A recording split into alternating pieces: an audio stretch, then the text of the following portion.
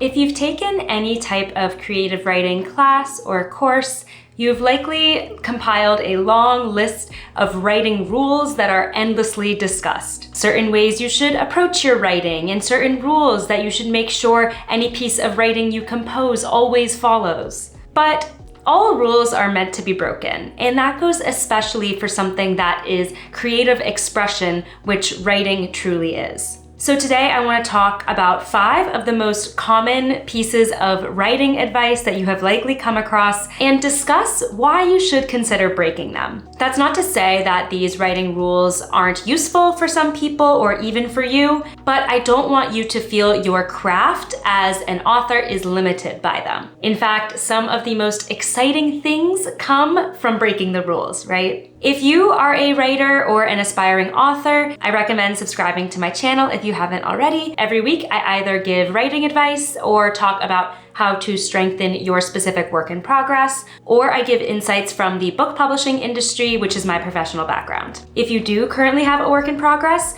go ahead into the description and grab my free resource. It is called my Story Self-Assessment Worksheet, and it's a fun, easy, simple way to look at your current draft and see what could be strengthened and improved in it. Downloading that is also going to opt you into my newsletter, where I publish exclusive interviews with published authors and publishing industry professionals, so you don't want to miss out on all of the amazing tips they are sharing. The link to go straight to the newsletter is also in the description. Let's talk about the first piece of writing advice that I think you should break. It's one you've likely heard time and time again: show, don't tell. Now, this piece of advice comes from a place of encouraging writers to immerse the reader in the specificity of their particular story, rather than providing a general summary or description of what occurred, which is typically what we're talking about when an author is telling us something versus showing it to us. Showing rather than telling makes sense in a lot of cases.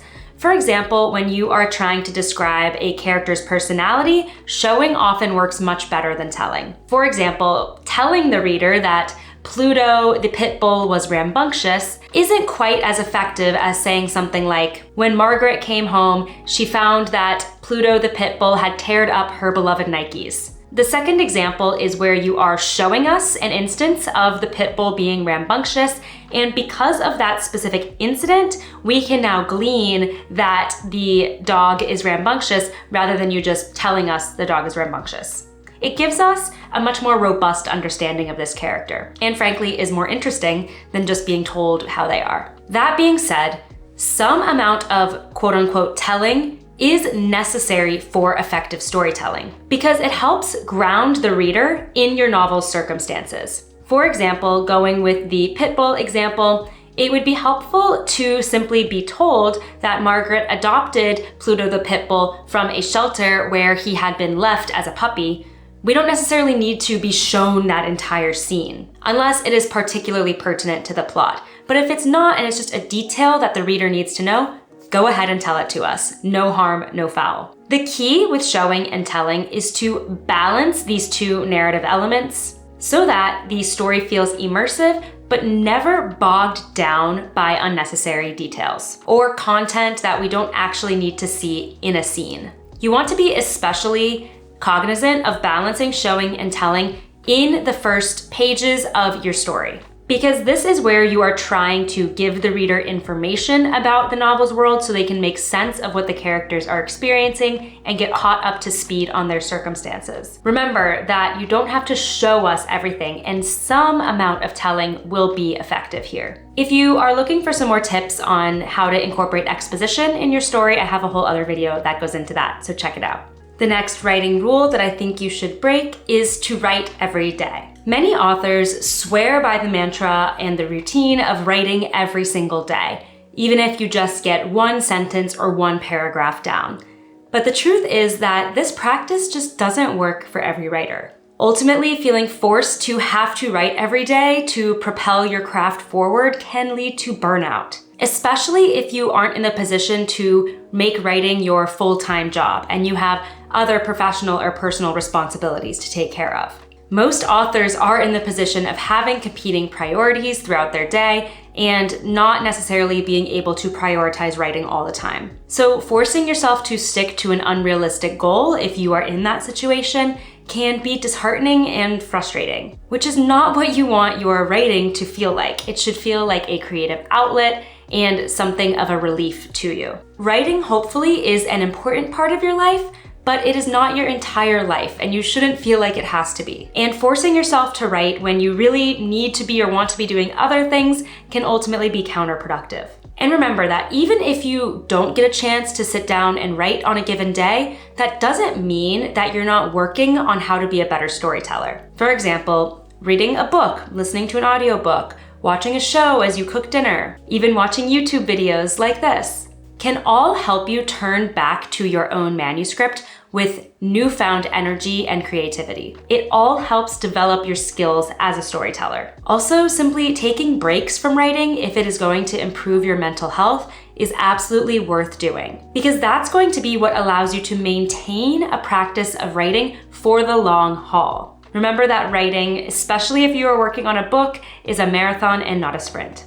So you want to be able to sustain the practice. The next writing rule that I want you to break is to focus on improving your prose on a sentence level. Now, we all admire gorgeous prose with amazing imagery and unexpected turns of phrase that sounds poetic, but remember that the writing itself, the sentences that you put together, is only one component of your overall storytelling. The other huge part is the actual story you are telling, which is just as important as the quality of your sentences. I want you to think about if you are a good storyteller or if you're just a good writer. You could have the most gorgeous, beautiful, poetic sentences, but if they don't actually add up to something and tell an emotionally moving and compelling story, then you're not actually going to be as successful with your readers. Many authors come to me and ask if their writing is good or bad.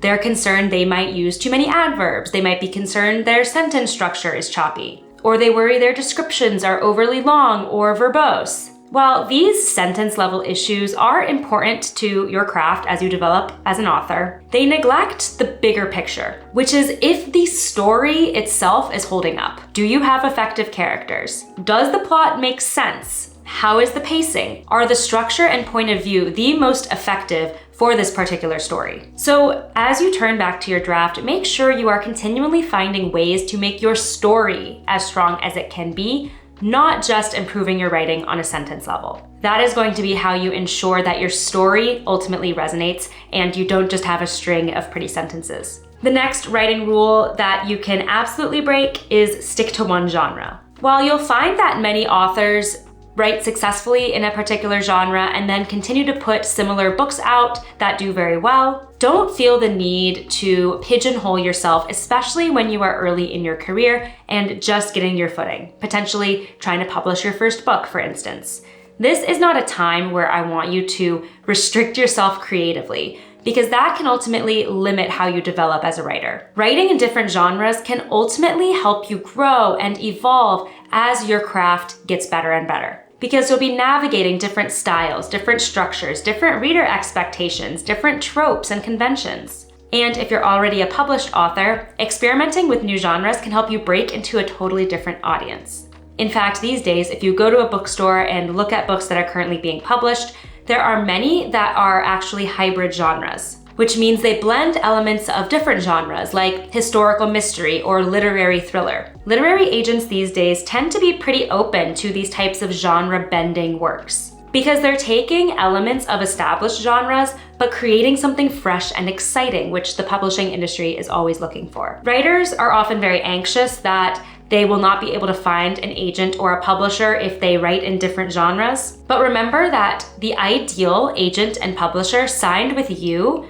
because they love your writing and your stories that you want to tell. And I believe that if you find the right partners, they will absolutely support you in branching out into different genres. The final writing rule I want you to break is to map out your plot. While having a very detailed plot outline, potentially you write out every single plot beat and when it is going to happen in the story, can be absolutely helpful and help you stay on track and organize your draft as you are composing it, it can also ultimately be limiting. So as you draft, I want you to feel empowered to allow the story, the characters, to take the turns that they feel the need to. Follow your instincts and allow the story to go in unexpected directions, even if it's not what you mapped out all those days or weeks or months ago. Allow yourself to deviate from the outline if you have created one, because allowing spontaneity in your plotting can lead to really exciting and unexpected twists. And it can help you avoid writer's block. For instance, if you have this specific scene you've mapped out in your outline,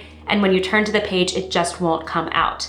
How about you take that opportunity to have the characters go in a different direction? Instead of doing this, have them do that, and see how that regenerates your creative energy. If you allow your plotting to take a life of its own in some ways or to some degree, you might find that you are creating a much richer and more nuanced and exciting story. Give your characters and your story the space to grow and evolve and change. Also remember that if you are in the initial phases of drafting your book or your story, it is still very likely that you are going to make major revisions down the line, such as changing a plot line, changing a character's backstory, changing the point of view, the structure, etc. So that's why it isn't always super productive to be very married to your outline. If it helps you draft, absolutely use it as a tool, but do not feel totally confined to it. I truly like to think of manuscripts as wet clay. They are still able to be molded and shaped, and they can change form entirely. Perhaps when you started, you thought you were making a vase, but now you're actually making a beautiful teapot, for instance. Have your story change into something new entirely